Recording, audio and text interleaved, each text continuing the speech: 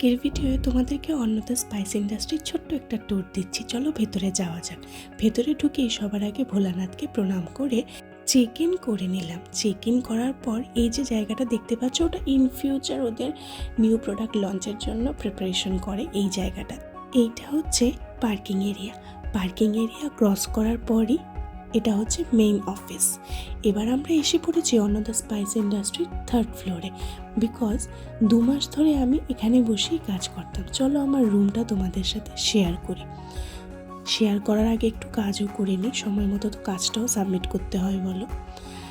এই হচ্ছে পুরো হলটার ভিউ। এটা অ্যাকচুয়ালি ওদের সেমিনার হলও বলতে পারো। মান্থলি মিটিংগুলো এখানেই কন্ডাক্ট হয়ে থাকে।